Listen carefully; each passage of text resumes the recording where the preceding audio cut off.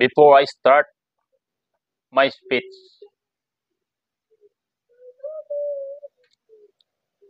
Mapa, I want to say you, I love you. Ngayon,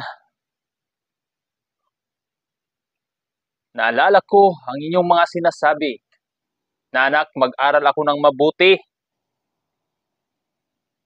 para sa aking kinabukasan. At ayaw kong matulad ka sa tatay mo na isang magsasaka. At ako'y taong bahay lamang. Ako po'y nag-aral ng mabuti at itinatanim ko sa aking isipan ang iyong mga sinasabi. Nasubukan kong mag-aral sa puno ng kahoy. Dumating ang time na umuulan habang ako po'y nag-aaral. Ako po'y sumilong sa puno ng kahoy.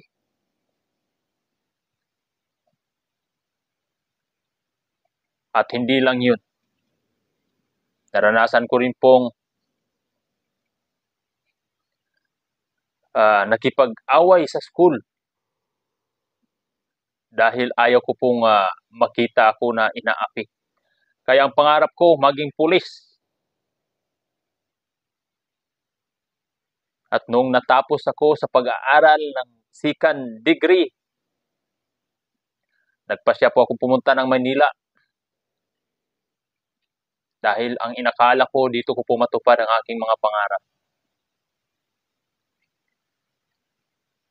Ngunit sa kabutihang kapalaran, hindi po ako nakapagtapos. Dahil po sa kahirapan. Ngunit, hindi po hadlang ang lahat ng yan. Dahil ako po nakapagtapos ng security guard. So, Mapa, security guard na ako ngayon. Kahit di ko man natupad ang aking pangarap na magiging isang pulis, natupad ko rin naman ang aking gusto bilang isang security. Mababa lang siya sa pulis, pero parang pulis na rin. Dahil ang tungkulin na ginagampanan ko ay magkasing katungkulan lang po bilang isang pulis. Ngunit, ang pagkakaiba noon, dahil ang pulis ay hawak nila ay public.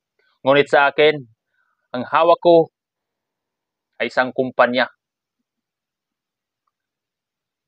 Kaya hindi po magkaiba ang tungkulin. Ngunit, dumating ang time na ako po'y nagsawa maging isang security guard. Binigyan pa ako ng isang pagkakataon. Maging isang tricycle driver. So ngayon, tricycle driver na ako. Kaya dito ko masabi, dito ko mailabas ang nasa aking kalooban. Bilang isang security at bilang isang tricycle, isang napakarangal po na hanap buhay. Kaya kahit hindi ko man natupad ang aking mga pangarap, maging isang pulis, natupad ko naman at natapos ko naman bilang isang security guard at naging tricycle driver din naman po ako. So, Mapa, hindi ko lahat pinagsisihan. Ngunit ang katotohanan ay proud na proud po ako bilang isang tricycle driver. At dahil niyan, dahil sa inyo, yung mga achievement na yan, nakuha ko dahil po sa inyong pangaral sa akin. So, ulitin ko po, bago po magtapos ang aking speech, bilang isang anak, ako po ay nagpapasalamat.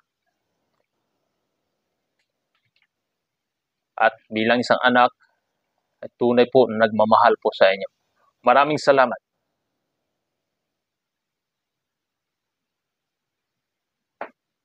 At para din sa aking mga kasamahan ng mga tricycle driver, masasabi ko lamang ay mga kasamahan, magbiyahe kayo ng maayos upang makatulong kayo sa taong bayan at mapadali ang kanilang biyahe. At magbiyahe kayo ng maayos para kumita kayo. Magsipag kayo para makaipon at may pang pasobra at panggasolina. Ulitin ko, maraming salamat.